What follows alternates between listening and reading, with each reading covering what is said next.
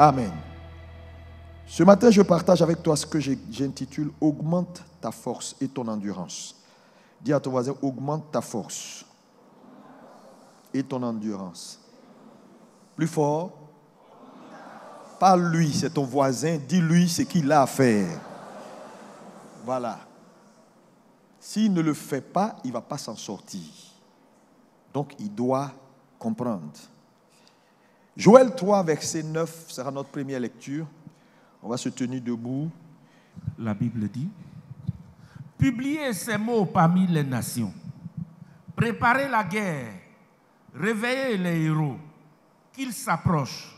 Qu'ils montent, tous les hommes de guerre. Merci. Luc 11, verset 21 et le verset 22. Luc 11, verset 21. Lorsqu'un homme fort et bien armé garde sa maison, ce qu'il possède est en sûreté. Mais si un plus fort que lui survient et le dompte, il lui enlève toutes les armes dans lesquelles il se confiait, et il distribue ses dépouilles. Amen. Amen. Il faut qu'un homme plus fort que lui vienne, et c'est lui qui a la capacité de le dompter. Parce que tu ne peux pas dompter quelqu'un qui est plus fort que toi. Il faut que tu sois plus fort que lui. Amen. Asseyez-vous dans sa sainte présence. Alléluia. Préparez la guerre, réveillez les héros. Augmente ta force et ton endurance. Encore une fois, on peut répéter. Merci. Comme je l'ai dit tout à l'heure, au fur et à mesure que nous avançons vers la fin, les choses deviennent de plus en plus complexes. Et lorsque nous lisons 2 Timothée 3, verset 1, 2 Timothée 3, verset 1 nous le confirme. Il dit, dans les temps de la fin, il dit, les choses deviendront difficiles. Difficiles. Au fur et à mesure que nous allons avancer, les choses vont devenir plus complexes. Plus complexes. Quand je parle de complexité, ça veut dire, tu ne sais même pas où on commence, où on termine. Ça dit que, quelle que soit ton expertise, si Dieu ne te fait pas grâce, tu ne peux même pas t'en sortir. Les choses deviendront complexes. Des temps difficiles arrivent. Et c'est une réalité. La détérioration de la morale, de nos sociétés, toutes ces choses vont aller s'amplifiant. L'amplification des activités spirituelles dans le monde des esprits, les chrétiens et les croyants que nous sommes, on va être envahis au fur et à mesure qu'on va aller de l'avant. C'est une réalité que tu dois garder. Les choses ne vont pas aller s'améliorant. Les choses vont être de plus en plus difficiles. Et aucun chrétien n'échappera à ces temps difficiles. Parce que soit j'ai fait ça, moi je suis un bon enfant de Dieu. Non, non, non. La Bible dit la tempête viendra. On n'a pas dit elle viendra pour les maisons bâties sur du sable. Elle viendra pour que ta maison soit bâtie sur du sable. Qu'elle soit bâtie sur un rocher, la tempête viendra. Alléluia. Face à cette réalité spirituelle auquel nous ferons tous face, quelle doit être l'attitude de l'Église et des chrétiens que nous sommes? Alléluia. Ma réponse est la préparation. Tout le monde dit avec moi la préparation. Plus fort. La préparation pour faire face à cet assaut, alléluia, du monde spirituel vis-à-vis de la race humaine ou des chrétiens en général que nous sommes. La préparation. Malheureusement, ce n'est pas tous les chrétiens qui ont cette prise de conscience que il y a nécessité de se préparer. Les gens manifestent une foi qui est une foi attentiste, c'est-à-dire ils espèrent que les choses arrivent, ils espèrent que leur vie aille bien. Pour certains, bon, ils sont là, ils attendent. Dieu a promis, Dieu le fera. Je suis venu dire à quelqu'un, réveille-toi ce matin. Dis à ton voisin, réveille-toi ce matin. Parce que cette espérance que les chrétiens ont, l'Église a, qui est pour moi une espérance sans action. Une espérance sans action, je dis à la limite, c'est pratiquement de la folie. D'être assis, d'être attentif, de dire oui, Dieu a dit, il va faire, nous croyons en Dieu et on attend. Et malheureusement, c'est ce qu'on voit aujourd'hui dans l'Église. La préparation reste l'élément majeur pour faire face à ces temps difficiles. Lisons Colossiens 1, verset 29. Alléluia.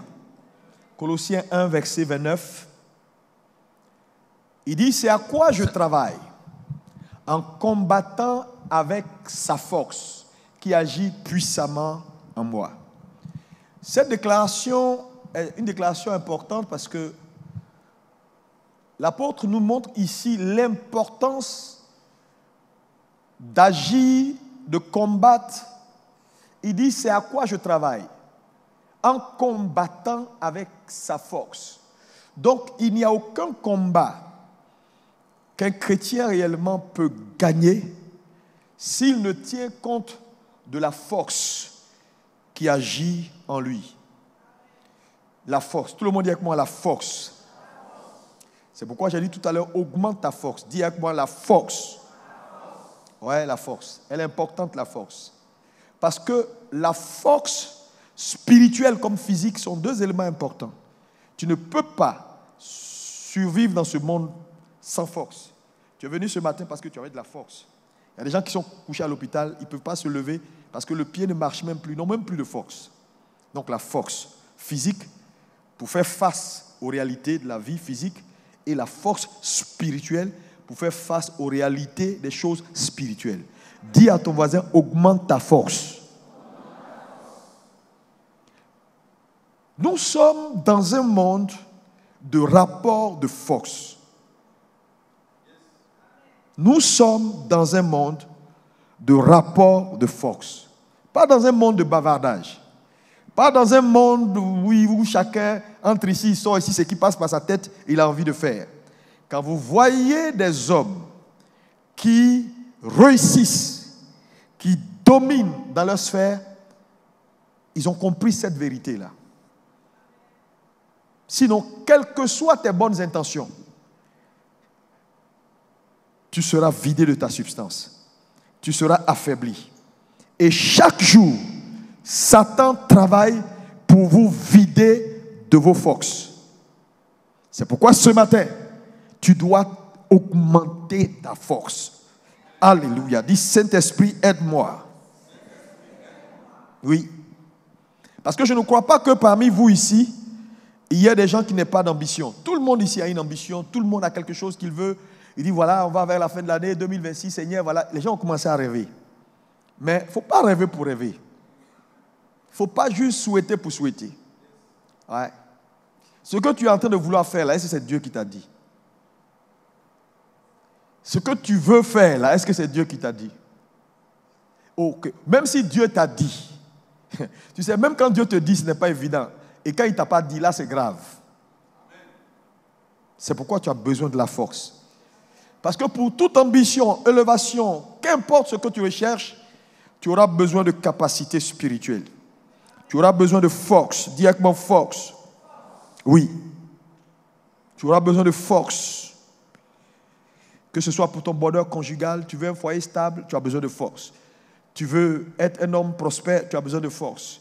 Tu veux être un homme tranquille, qui vit sa vie en bonne santé, tu as besoin de force. Tu veux un homme, tu veux être une femme, voilà, qui va voir les enfants de ses enfants, tu as besoin de force.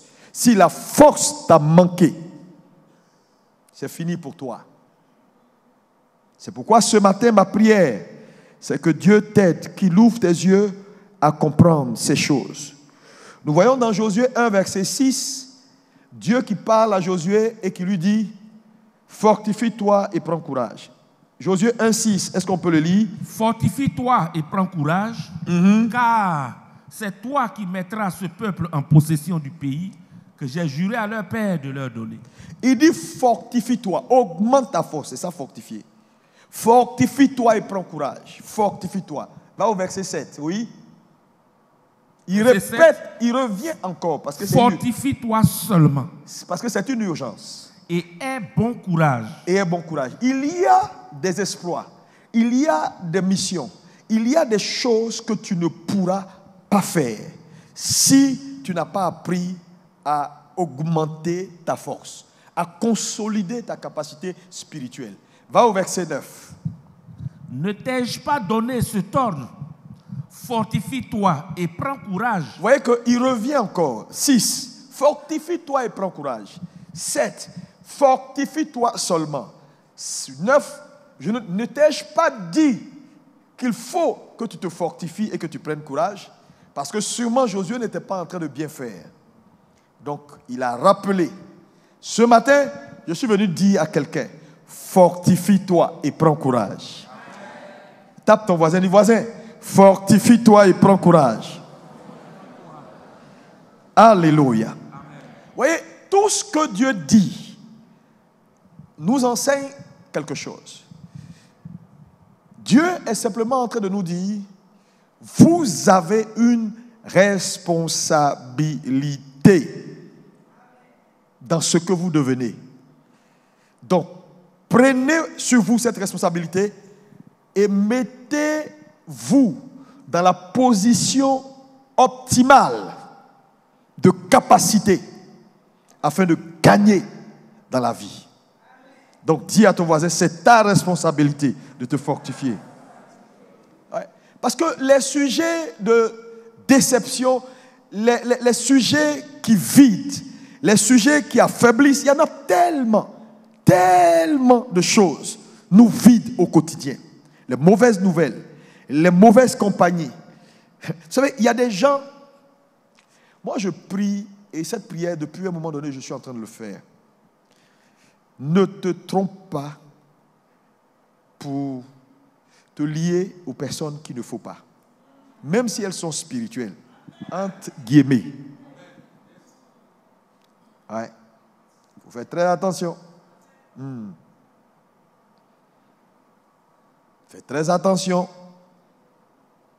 Satan est mauvais. Il va te connecter à quelqu'un. Mais qui prie, hein? Qui parle la langue. Mais c'était le mauvais ami ou la mauvaise connexion camarade spirituelle que tu devais prendre.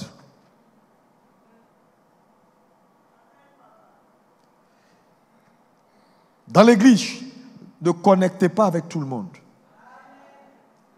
Parce qu'il y a des connexions qui ne marchent pas ensemble. Ça va t'envoyer dans le décor. Ouais. Je vous le dis, je vous en supplie. Nous servons un Dieu qui nous aime et qui veut nous voir réussir. Et ce matin, nous avons la responsabilité de nous préparer et de travailler à augmenter notre capacité.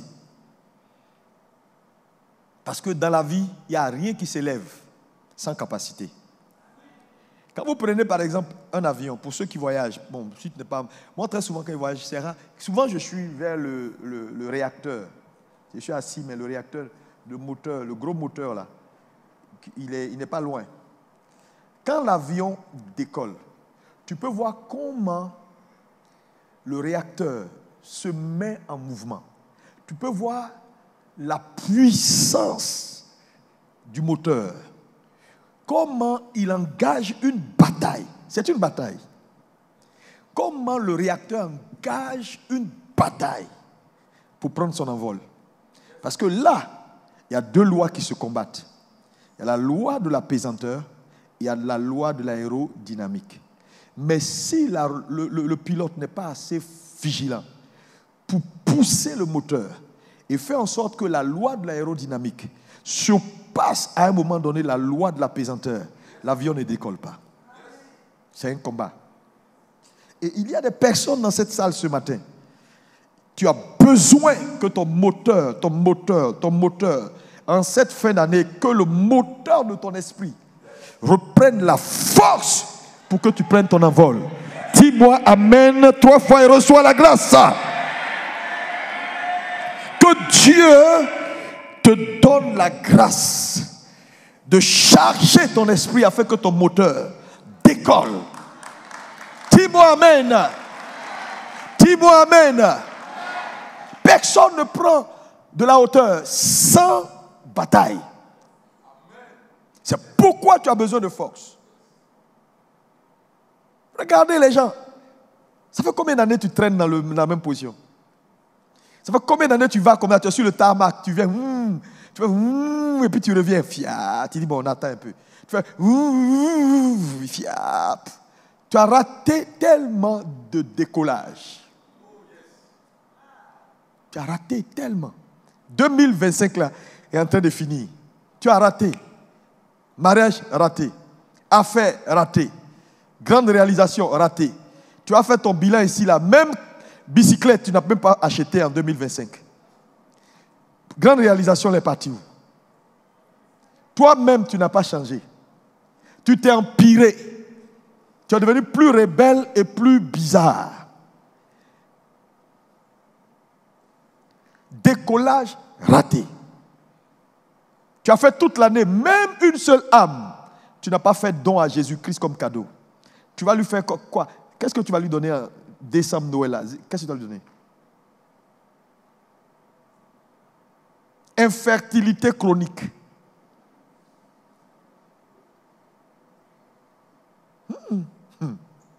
Wow. Qu'est-ce qui a changé dans ta vie depuis janvier jusqu'à maintenant? Si, à part ton âge, tu as gagné quelques jours. Bientôt, tu vas encore gagner. Il y en a qui sont maintenant à 50, 60. Ils vont, hey, mon âge là monte. Hein? Oui, ça monte. Mais toi-même, là autour de toi, il y a quoi qui monte? Ton moteur là doit être mis à jour. Oh, dis-moi amen, bien sûr, tu es d'accord. Ce n'est pas une affaire de je suis responsable de temps, je suis temps dans l'église, courir à droite, à gauche. Mon ami, c'est bon. Mais ça sert à quoi de courir et que tu es reconnu par les hommes et Dieu ne te reconnaît pas? Parce que quand il regarde ta vie, c'est zéro. On t'a donné une responsabilité. Valeur ajoutée, aujourd'hui, c'est quoi? Tu as donné une direction, tu as donné une famille. Tu avais 100 personnes, ils sont à 30. Ils étaient 100, ils sont à 30. Où sont les 60 autres? C'est la question que je te pose. Dis non, famille et puis... Vous pensez que vous pouvez mettre beurre sur nos yeux? Ce n'est pas fait. Nous, on observe au-delà de vos bruits. On fait un plan. Quand vous venez nettoyer l'église, vous étiez à 50 à 100. Maintenant, vous venez, vous êtes à 3. C'est ça, là, nous, on calcule. Ce n'est pas bruit, vous venez. Hé, famille, hey. C'est bon. Ça fait un peu de folklore. Jésus revient.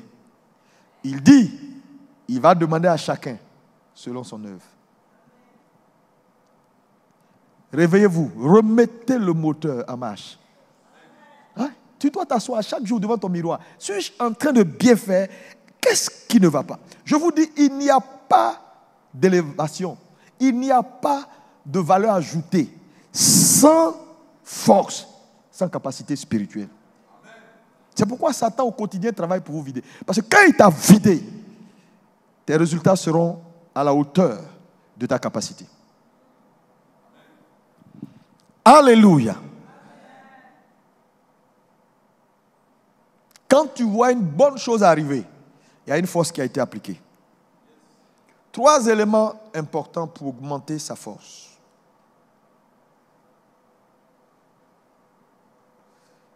Numéro 1. Tout le monde dit avec moi. D'abord, lisons Ephésiens 6, verset 10. Ephésiens 6, verset 10. Qu'est-ce qu'il a dit? La Bible dit, au reste, fortifiez-vous dans le Seigneur et par sa force toute puissante. Fortifiez-vous dans le Seigneur par sa force toute puissante. La première activité qui t'aidera à augmenter ta force, c'est la prière. Dis avec moi la prière. Plus fort, s'il te plaît. Je vais y revenir, je vais les citer et puis je ne vais pas trop entrer dans les détails, je vais y revenir. La prière. Luc 18, verset 1, la Bible dit quoi dans Luc 18, verset 1?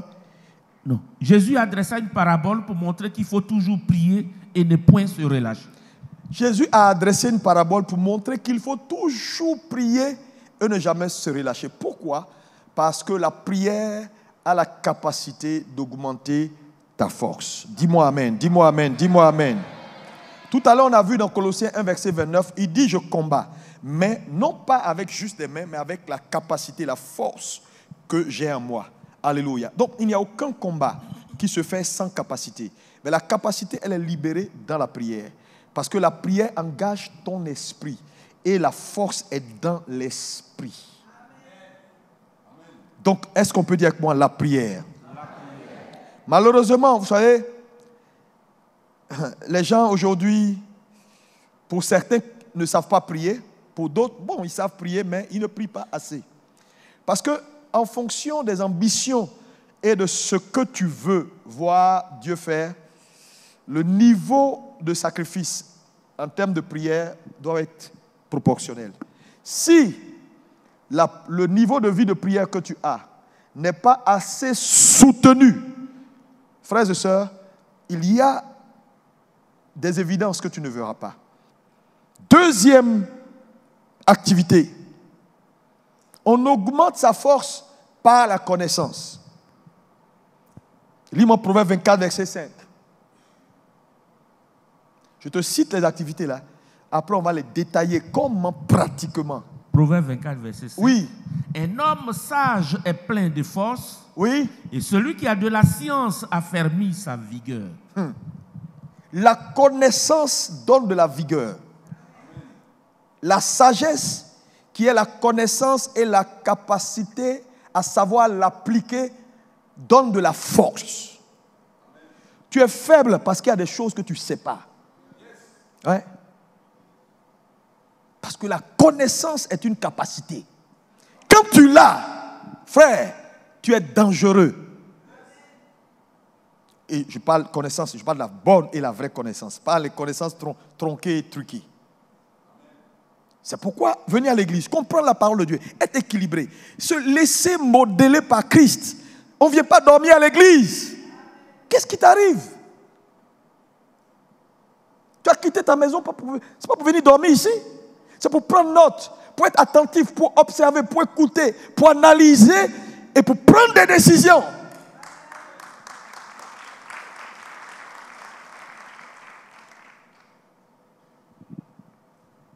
La connaissance.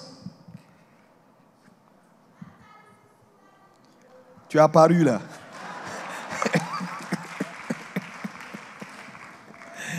Alléluia. La connaissance. Tout le monde dit avec moi, la connaissance. Elle n'est pas négociable. Sinon, naturellement, tu seras affaibli.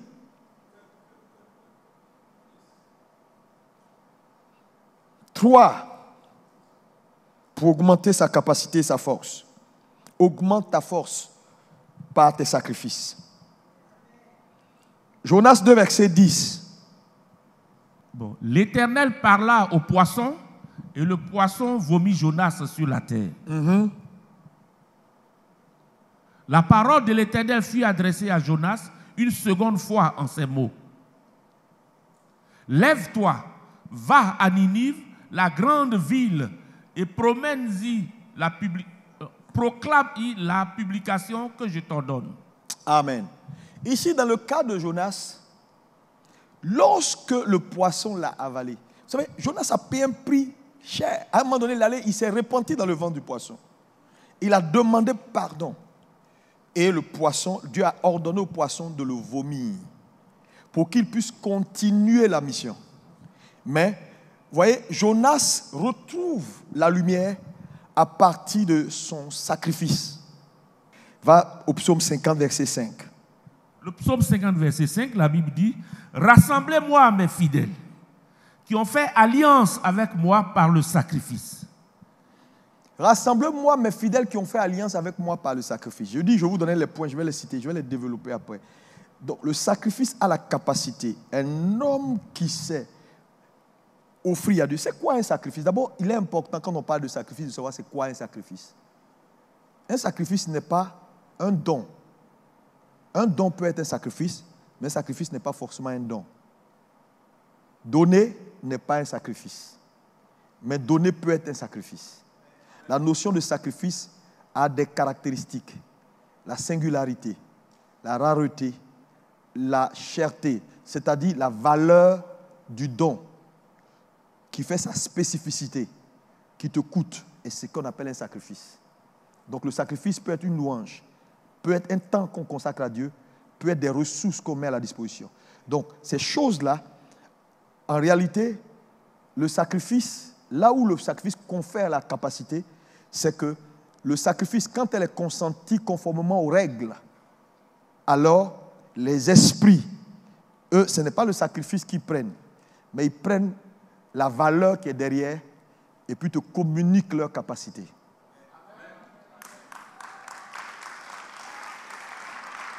C'est pourquoi beaucoup de gens sont faibles, parce qu'en réalité, ils n'ont jamais fait au-delà de quelque chose qui plaît au cœur de Dieu. Ils sont tout le temps en train de tricher. On dit donner, bon, il donne, il sait que ça là c'est rien, il aurait pu jeter, ça ne change rien. On dit faites ça, ils ne font pas. Ils font des vœux, ils ne respectent pas. Ils font des promesses, ils ne sont jamais là. Parce que quoi? Ce n'est pas leur priorité. Donc quand tes dons, ce que tu donnes matin, midi, soir, ne respectent pas les critères d'un véritable sacrifice, la force va te manquer. Ouais.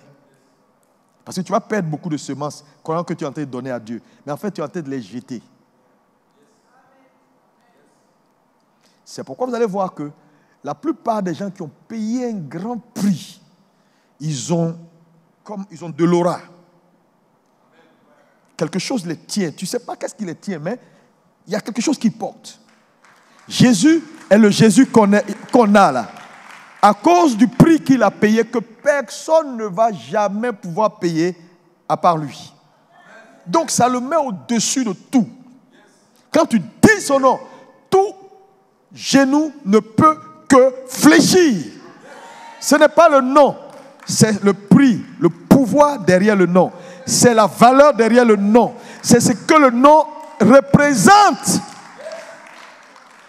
Je prie que Dieu t'aide à être un chrétien dans ta génération qui va faire la différence. Dis-moi amen et reçois. Ce n'est pas une affaire de truc. Quand on dit oui, tu vas augmenter ta force, la prière. 2, la connaissance. 3, le sacrifice. Si tu as raté les deux là, tu ne deviendras rien dans la vie. Anonymat total. Tu vas marcher et tu seras, voilà, comme tout le monde dans les rues. On ne peut même pas distinguer entre le frère et puis la sœur. Montrez-moi quelqu'un qui est respecté et que tout le monde est unanime que c'est un grand homme. Je vais vous montrer les 3. Oui. Même l'autre côté, hein. Ils ne sont pas chrétiens, mais ils ont leur façon aussi de prier. Ouais. Que Dieu aide quelqu'un ce matin. On y revient. Je vous ai dit, je reviens dessus en détail. Mais je vais mettre l'accent ce matin sur 4 niveaux de combat que tu dois nécessairement gagner.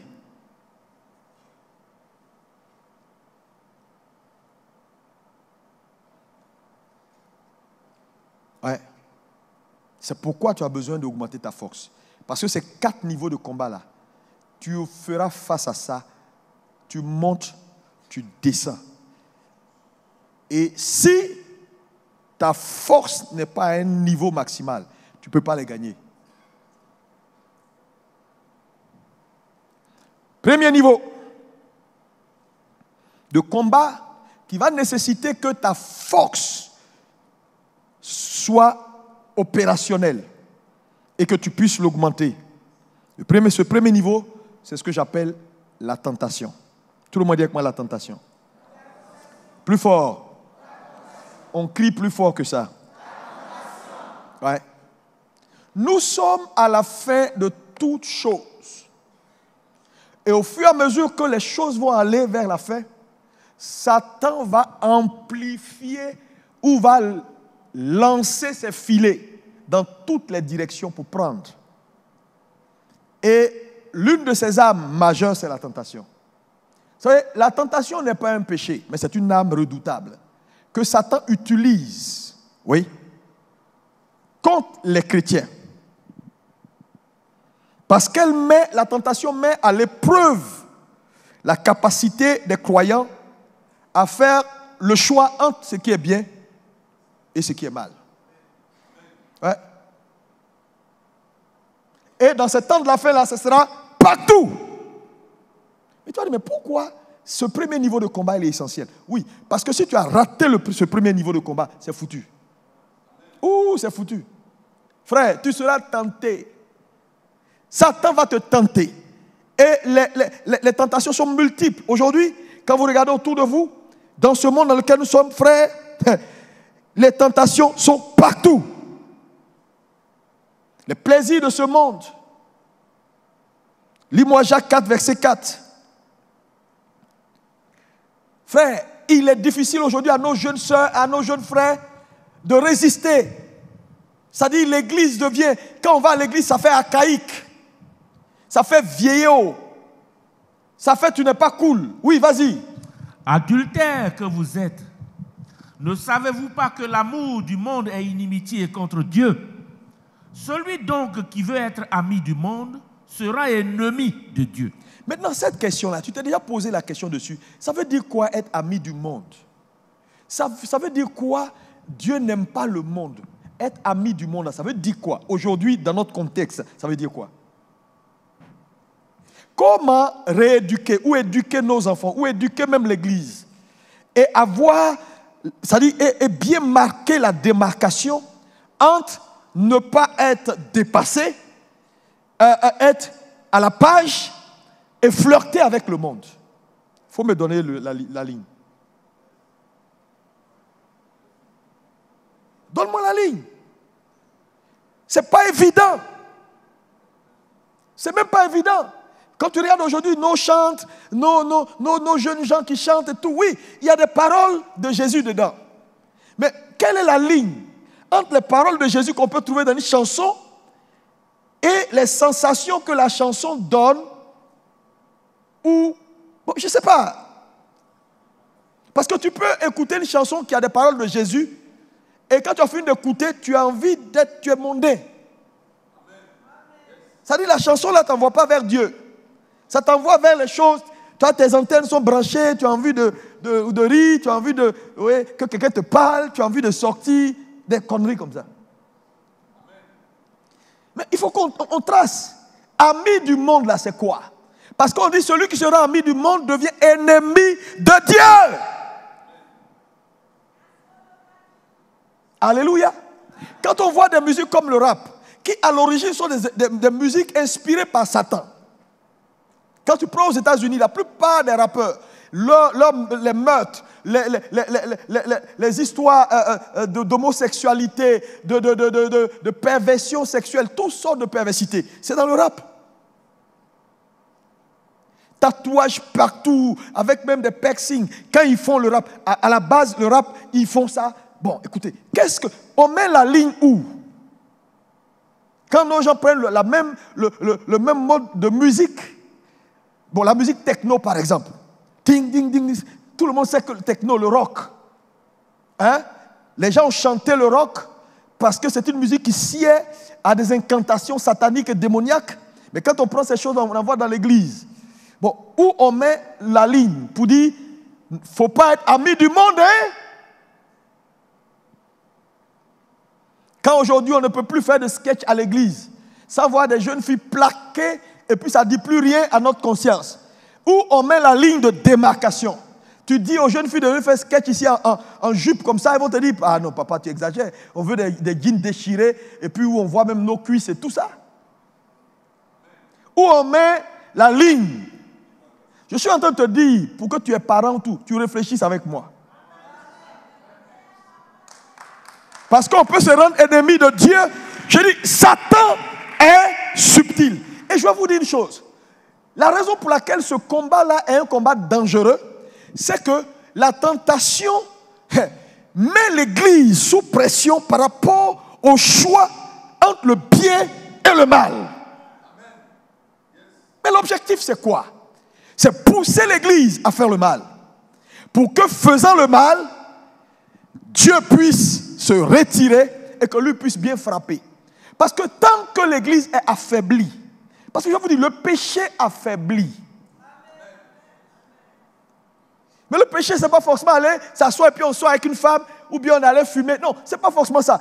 Si nous sommes en train de faire des choses, même pour Dieu, que Dieu considère comme mondain, la Bible dit celui qui aime le monde ou qui flirte avec le monde devient ennemi de Dieu. Donc si on devient ennemi de Dieu naturellement, quand Dieu quitte, quand il n'y a plus de lumière, c'est les ténèbres. Oh ouais.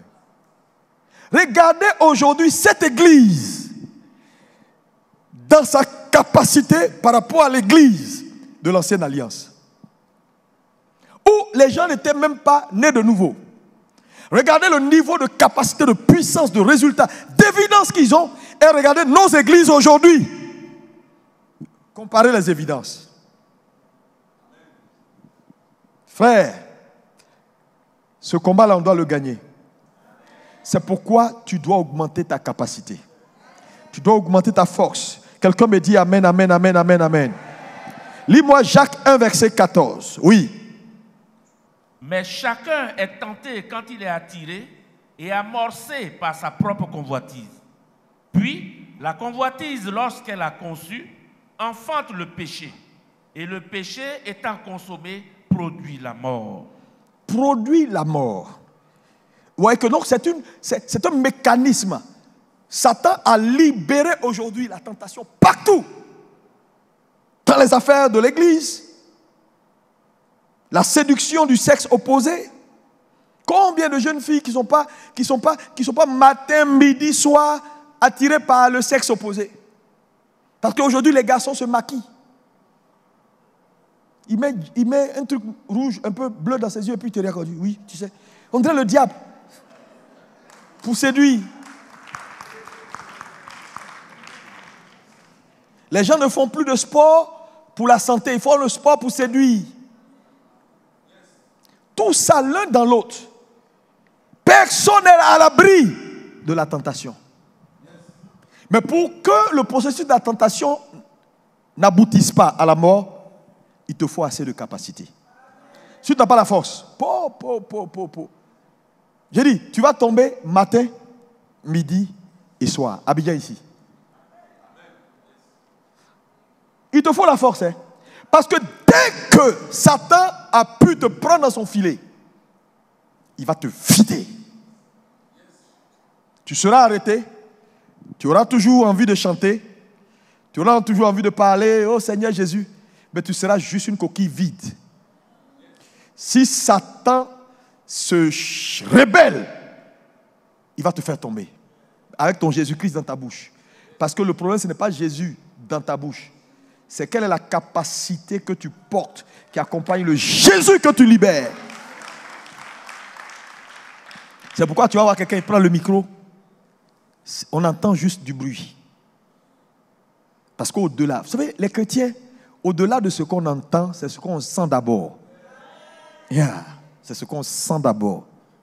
Parce que nous sommes des êtres spirituels. C'est pourquoi ne viens jamais prendre un micro sans te préparer. Sinon, tu es en train de perdre ton temps. Ce n'est pas un alignement de versets.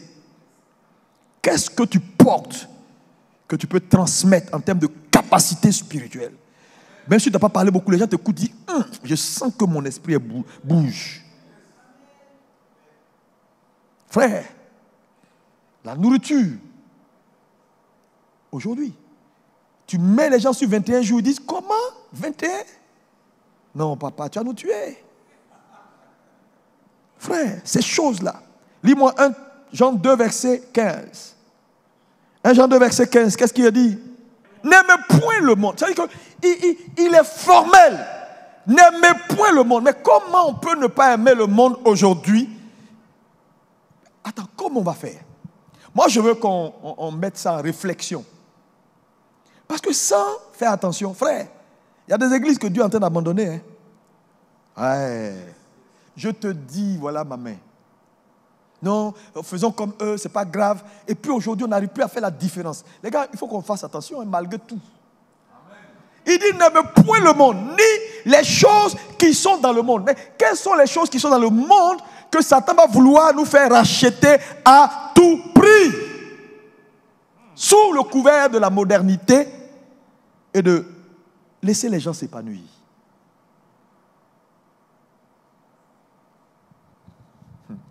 Il te faut de la force pour dire non, ça là, non. Même si tout le monde fait, nous, non. Il faut la force. Amen. Et regardez, il dit si quelqu'un aime le monde, le système et ces choses, l'amour du Père n'est point en lui. Ah, que Dieu nous aide. Ouais, que Dieu nous aide. C'est pourquoi je vais vous dire, ne faisons pas comme tout le monde. Rééduquons nos enfants. Oui. Aujourd'hui, tout le monde peut s'habiller. Même, je ne dis pas qu'on ne peut pas laisser les gens s'habiller comme ils veulent. Non, les gens peuvent porter ce qu'ils veulent. Hein. Mais la pudeur doit rester de mise. Apprenez à vos enfants, quand ils portent un truc, de couvrir jusqu'à leur derrière. De ne jamais venir ici là, avec un derrière ouvert pour fatiguer l'esprit des gens qui sont là. Ça doit être... C'est pas négociable. Tu te mets en jean serré. Si tu n'as pas mis un tricot qui dépasse ton arrière ici là, que le service d'ordre te tacle dès que tu veux venir. On dit, mais moi je ne vais plus dans cette église. Je préfère les églises où on laisse les gens. Et puis tu vois une dame, elle est gonflée, quoi, elle dit, elle prêche. Oui, alléluia. Et puis les gars sont pas, les gens ne sont pas concentrés. Ici, ce n'est pas ici. Ici, ça ne peut pas être ici. Hein? Non. Bon, tu peux le faire à la maison, faire comme tu veux. Mais vous savez, si on ne peut pas faire la différence, quand on est dehors et quand on est dans l'église, on n'a plus la crainte de Dieu. Si tout ce que tu mets dehors peut entrer à l'église, tu as un problème. Je dis, je te regarde, tu es une femme. Si tout ce que tu mets dehors peut entrer à l'église, tu as un problème.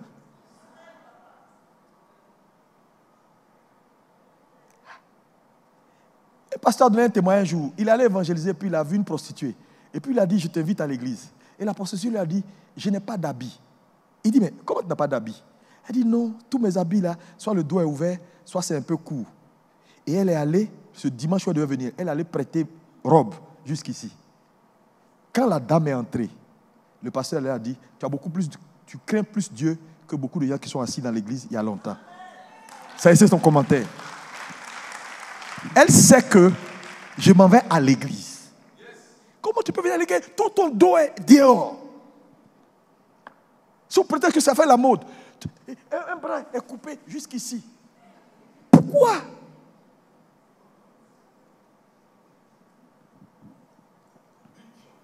Non, tu sais, on est à la vieille école.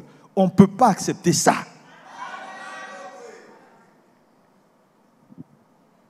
Il y a des frères faibles qui sont là. Ils sont faibles, hein? Le gars, il est faible. Il n'a pas prié pendant une semaine. La petite puissance qu'il a là, dès qu'il te voit, il dit hey! Il est perturbé, tout son culte est fini. Il était à étage 0, il va à moins 5 en même temps. Tu l'as enterré de bonne foi. Maintenant qu'il va tourner autour de toi à la fin du culte, tu as dit, mais on ne comprend pas les frères, ils nous fatiguent. Oui.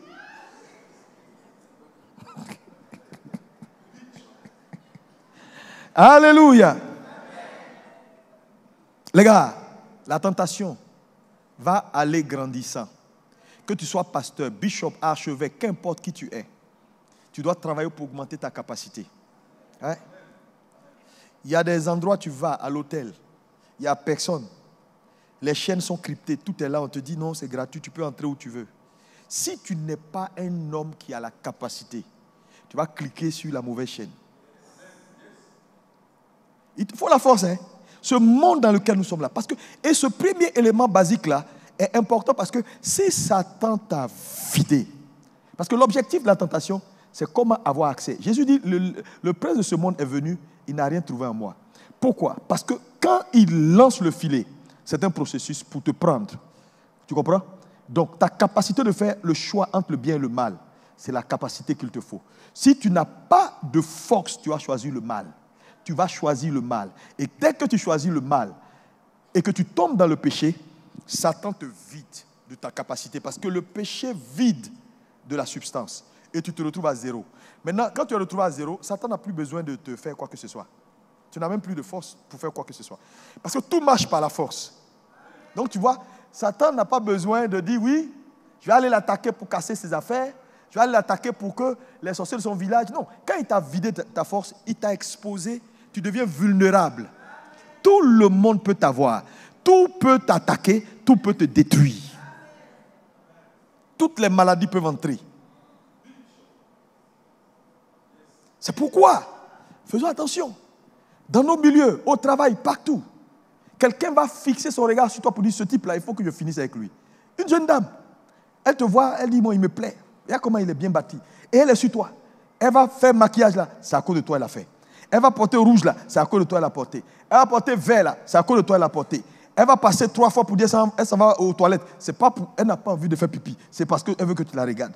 Donc, si tu n'es pas quelqu'un qui a de la capacité spirituelle pour tenir, alléluia, voir sans regarder. Hey, dis avec moi, hey. Mais les femmes, c'est pareil. Tu es une jeune fille, tu es en train de grandir. Dès que tu commences à avoir les rondeurs, il y a de ces vieux sorciers qui prient jamais, qui sont complètement. Hey. Puis là, il se lève. Il est possédé.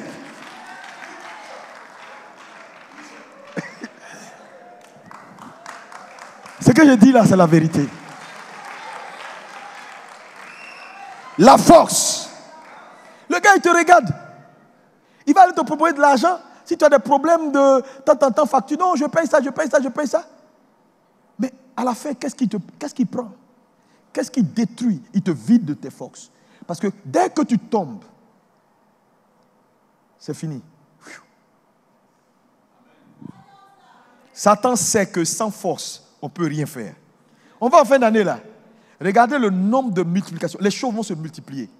Tu entres ici, tu vois des petits trucs chinois, ils sont là. Sa tête ne bouge jamais à droite, c'est toujours à gauche. Et puis, il y a...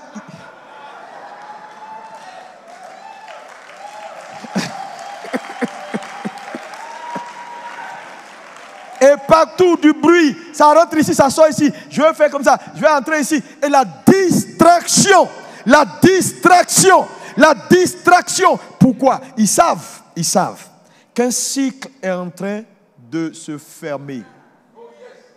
Et à la porte d'un nouveau cycle, ce sont ceux qui ont de la capacité, qui décident de ce que le cycle prochain deviendra. Il faut affaiblir au maximum. Il faut détruire au maximum. Il faut casser au maximum. Et nous, on est dedans, on court dans tous les sens. On dit, hey. Frère, Satan n'est pas bon. Dis avec moi, il n'est pas bon. Deuxième niveau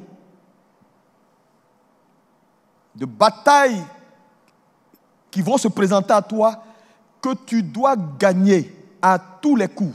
C'est pourquoi tu dois augmenter ta capacité. C'est ce que j'appelle la bataille contre les gardiens des portes. Il n'y a aucune sphère d'influence qui n'est pas gardée. Dis-moi ce que tu recherches. Ton ambition, ton élévation, tout ce que vous recherchez. Vous ferez face aux gardiens des portes.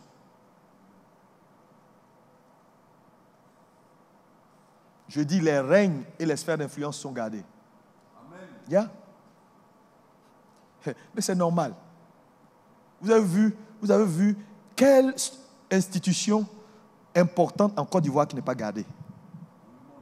Dans le monde, qui n'est pas gardée. Quand tu vois un coin qui n'est pas gardé, il n'y a rien de bon à prendre là-bas. Il n'y a rien là-bas. On peut dire non, laissez, il n'y a rien. Mais il n'y a même pas gardien parce qu'il n'y a rien. Mais quand c'est important, c'est gardé. Donc, alors que toi, Dieu te destine à ce qui est grand. Et la plupart du temps, frères et sœurs, les cercles d'influence, quand les gens entrent, ils ferment les portes et puis ils mettent un gardien. Personne ne rentre ici. Et puis le gardien dit, oui, personne ne rentre. Pour entrer, il te faut de la force.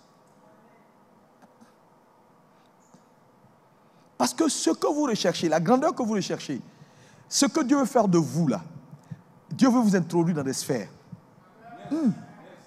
Et malheureusement, ces sphères-là sont gardées. Vous savez, c'est l'une des raisons pour lesquelles, malheureusement, il n'y a pas beaucoup de chrétiens qui sont forts et qui sont puissants. Parce que dès qu'ils commencent à avoir un peu d'argent, ils deviennent charnels et vulnérables. Dès qu'ils oublient leur premier amour, leur premier amour, ce qui les a envoyés là où ils sont, leur alliance avec leur Dieu, la façon dont Dieu les a formatés à prier, à apprendre et à faire des sacrifices pour arriver là où ils sont. Ils baissent leur niveau de sacrifice. Alors qu'ils ne savent pas que plus tu montes, plus ton niveau de sacrifice doit te tenir là où tu es arrivé. Et puis, il faut donner un peu plus pour la prochaine étape que tu veux. Et eux, ils sont toujours dans la même gamme. J'avais l'habitude de donner 1 million, 1 million, 1 million, 1 million. Mais justement, tu n'avances pas parce que tu es toujours au même niveau. Si tu veux le niveau supérieur, change. Les gardiens, vous devez faire face. Mais les gardiens des portes, c'est la symbolique de l'autorité dans les sphères d'influence. Lis-moi Ésaïe 45, verset 2. Je marcherai devant toi. J'aplanirai les chemins montueux. Je romperai les portes des reins et je briserai les verrous de fer. Oh, dis-moi amen à cette parole. Que toutes les portes qui sont devant toi dans cette saison, que l'Éternel te précède dans les combats au nom de Jésus. Oh, dis-moi un amen bien. Hein? Frère, le psaume 24, à partir du verset 7. 7. Portes, élevez vos linteaux. Oui. Élevez-vous, portes éternelles. Oui. Que le roi de gloire fasse son entrée. Qui est ce roi de gloire? C'est l'Éternel fort et puissant. L'Éternel puissant dans les combats. Portes, élevez vos linteaux. Élevez-les, portes éternelles. Que le roi de gloire fasse son entrée. Qui donc est ce roi de gloire? L'Éternel des armées. Voilà le roi de gloire.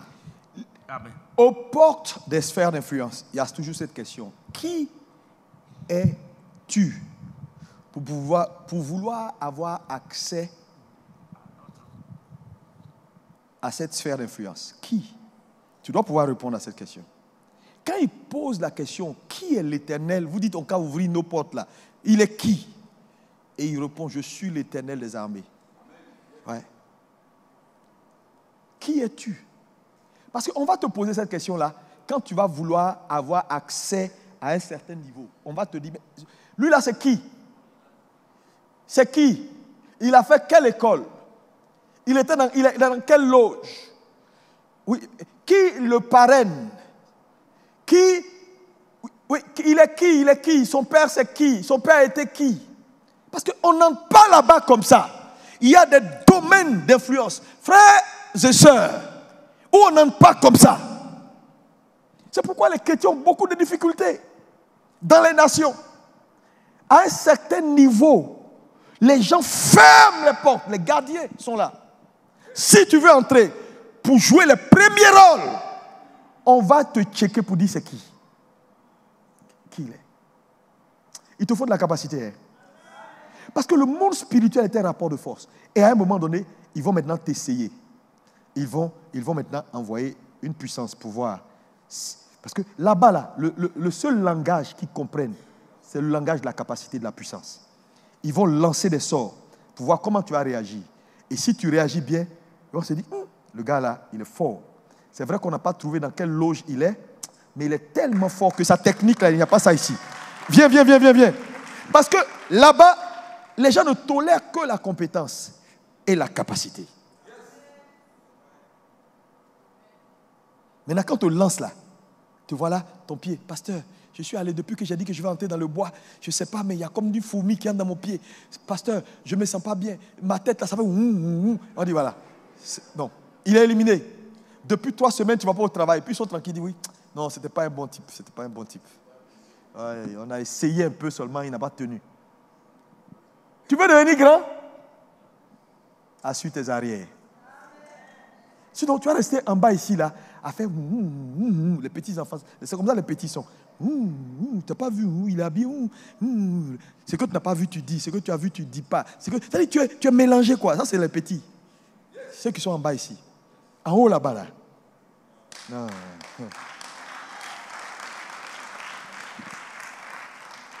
Tu sais pas de quoi je parle. C'est pourquoi tu es assis là, tu me regardes comme ça. Je prie que Dieu t'aide.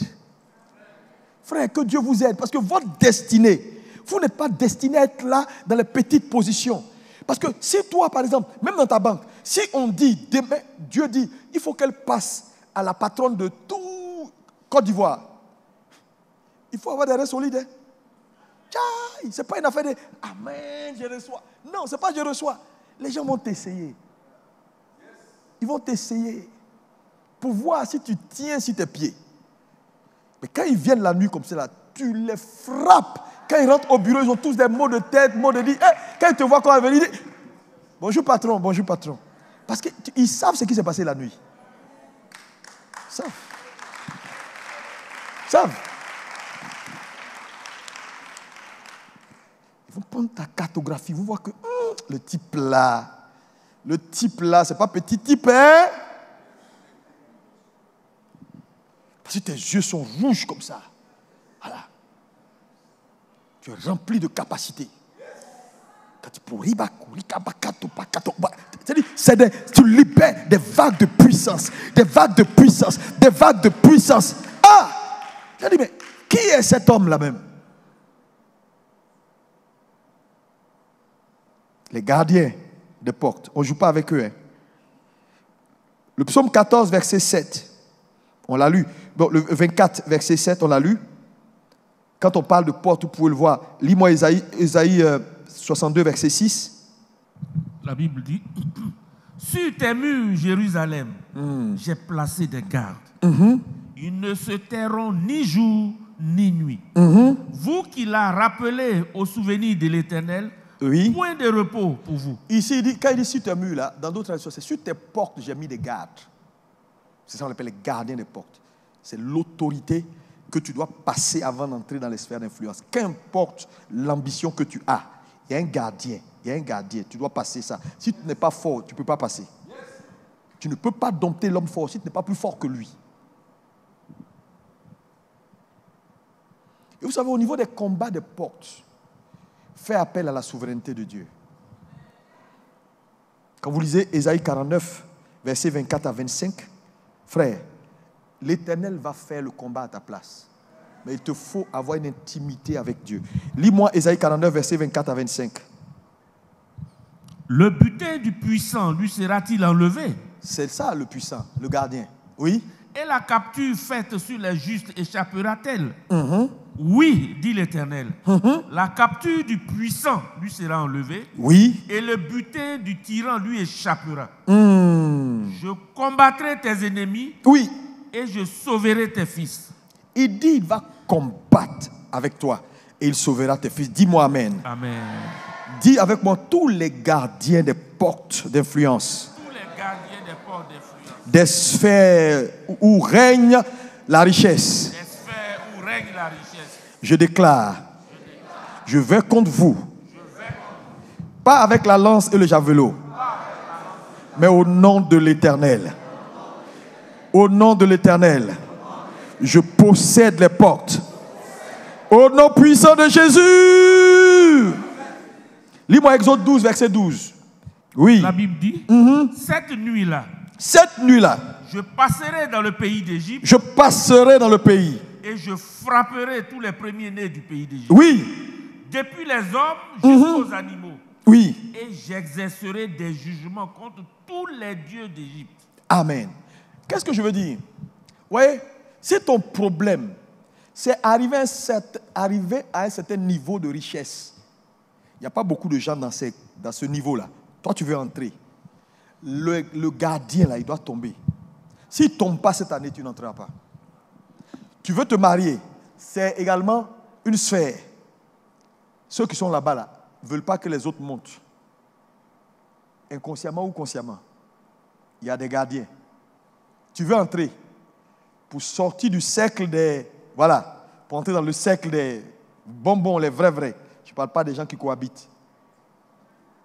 Il faut que le gardien la tombe. Tu veux entrer dans une... Qu'importe la sphère, tu sais ce que tu cherches. Moi, je ne peux pas dire ça à ta place. Tu sais ce que tu cherches. Ton problème peut être la santé divine. C'est-à-dire, au fur et à mesure que tu grandis en âge, tu te portes mieux. Ça, c'est une sphère. Le gardien, là, il doit tomber. Il va tomber. Tous tes parents sont arrivés à cette porte-là. Ils n'ont jamais expérimenté la santé divine. Mais toi, j'ai dit, il va tomber. C'est pourquoi la prière à ce niveau-là n'est pas négociable. Mais on ne prie pas comme ça. Parce que quand on fait face à une entité spirituelle qui est une autorité qui garde une porte, il te faut de la capacité. Il te faut comprendre les Écritures pour pouvoir balancer et savoir à quel moment ça ne sera pas toi, ce sera l'Éternel. Ouais. Frère, on va vers la fin de l'année. Hein. C'est pas venir, moi cette année-là, l'année prochaine, 2026, là, je veux construire 10 immeubles à Abidjan. Oh, mon ami, tu vas parler. Si le gardien là n'est pas tombé, ça ne passe pas. Tout le monde avec moi les portes. On va régler ce problème-là. Ne vous inquiétez pas. Cette année-là, il faut régler les affaires. Hein? Il y a des gardiens qu'on va attacher. L'homme, on va attacher. Tu regardes dans ta famille, tu dis, mais j'ai remarqué que dans ma famille là-haut, il n'y a pas bonne personne qui est arrivée à tel niveau. Le gardien qui fait que tout le monde arrive là, et puis c'est sa limite là. Non, moi je ne veux pas. On va le lier. Mais ça va te coûter des sacrifices. Hein? Ça va te coûter des sacrifices. Sois prêt. Est-ce que tu es prêt à payer? Est-ce que tu es prêt à payer dans la salle? Ok. Donc comme tu as dit amen. Troisième combat que tu dois gagner absolument, ce pour lequel tu dois augmenter ta capacité. Tu dois vaincre les adversaires. Dis avec moi les adversaires. C'est différent des gardiens des portes. Tu peux gagner la bataille sur les gardiens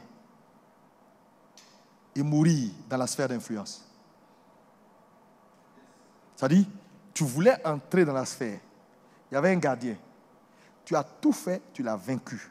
Quand tu entres dans la sphère, si tu ne traites pas les adversaires, tu peux mourir. 1 Corinthiens 16, verset 9. Que dit Paul? Une porte grande et d'un accès efficace m'est ouverte. Il dit une porte grande et d'un accès efficace.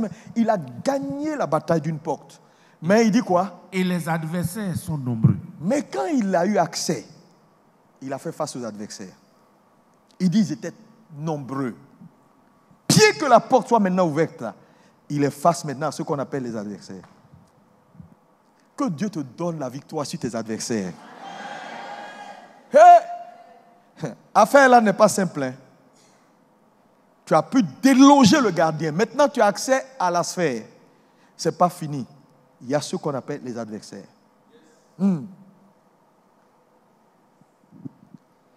Les adversaires. Lis-moi Actes 16, versets 25 à 26. Tu dois gagner la bataille sur le terrain. Amen. Oui.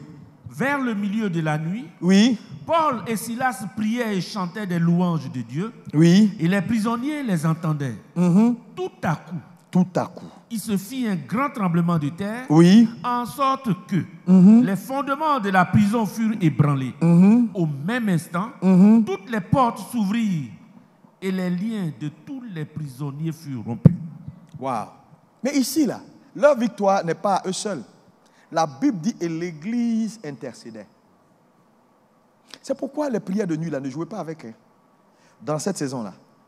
Parce qu'à un moment donné, face aux adversaires, tu auras besoin d'intercesseurs. Aïe! Tu auras besoin d'intercesseurs. Parce que les adversaires, ce sont les exécutants.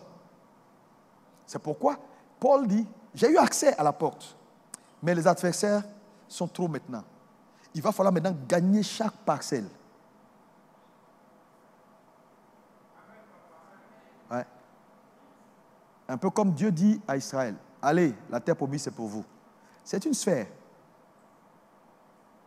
La mer Rouge était un peu comme l'entité, c'est-à-dire la porte d'accès. C'est-à-dire une chose difficile. Dieu est intervenu. La souveraineté de Dieu, ils sont passés la porte. Mais quand ils ont passé la porte, ce n'est pas fini. Vous voyez, toutes les batailles qu'ils ont menées, Amalek, hey! Il a fallu l'intercession de Josué, de Moïse, Aaron et Hur. Tu vas faire face aux adversaires. Ils sont nombreux. Il y en a même à l'église. Il y en a dans ton travail. Il y en a partout. C'est pourquoi la Bible dit priez les uns pour les autres. Quand vous voyez votre frère en difficulté, il faut prier pour lui. Quatrième et dernier adversaire que tu dois vaincre. Tu as besoin de force également.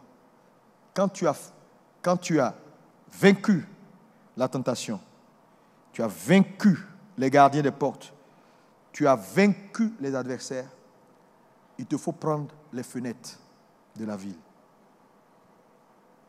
Sinon, même si tu as vaincu les adversaires, ce n'est pas possible. Les fenêtres, c'est la bénédiction. Malachie 3, verset 10. Quand Dieu ouvre les écluses, parce que les écluses, quand elles sont fermées, il n'y a rien qui descend. Quand elles sont ouvertes, c'est la bénédiction en abondance. Vas-y, Malachie 3, 10, 12. Et à la maison du trésor toutes les dîmes, afin qu'il y ait de la nourriture dans ma maison. Mettez-moi de la sorte à l'épreuve, dit l'Éternel des armées. Et vous verrez si je n'ouvre pas pour vous les écluses des cieux, si je ne répands pas sur vous la bénédiction en abondance. Maintenant, la prise des portes, des fenêtres, ne se font pas n'importe comment. Ta capacité de compréhension des Écritures. Parce que les fenêtres s'ouvrent par le respect également des principes.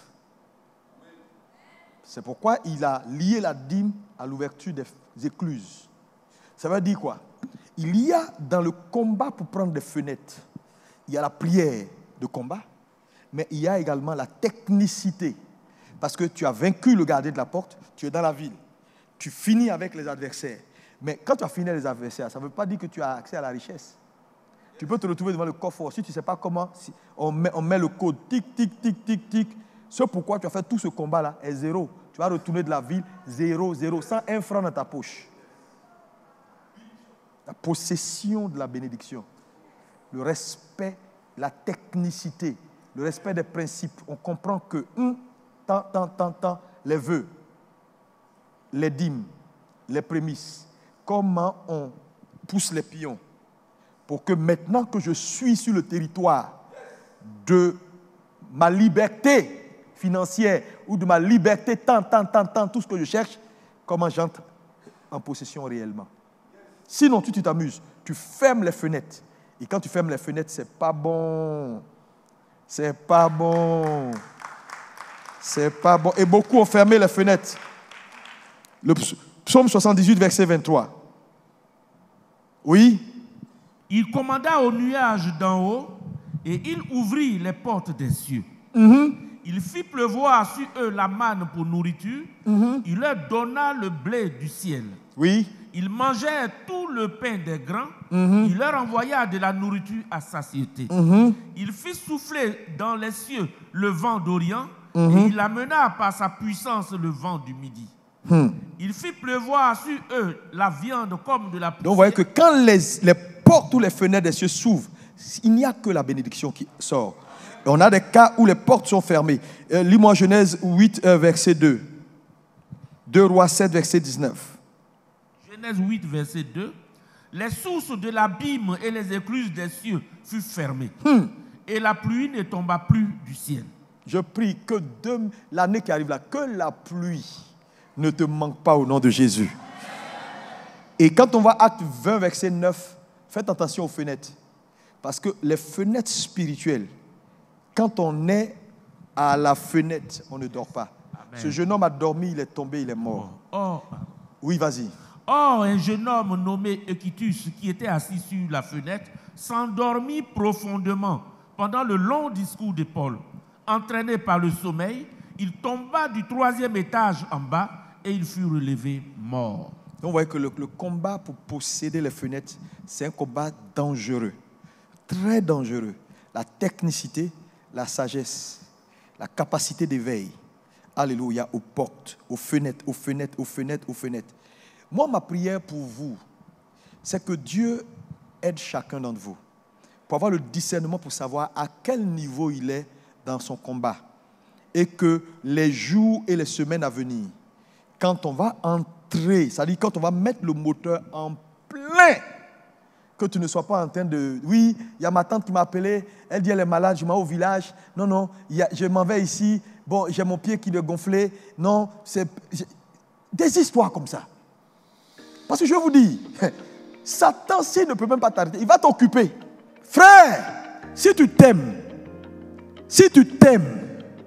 augmente ta force.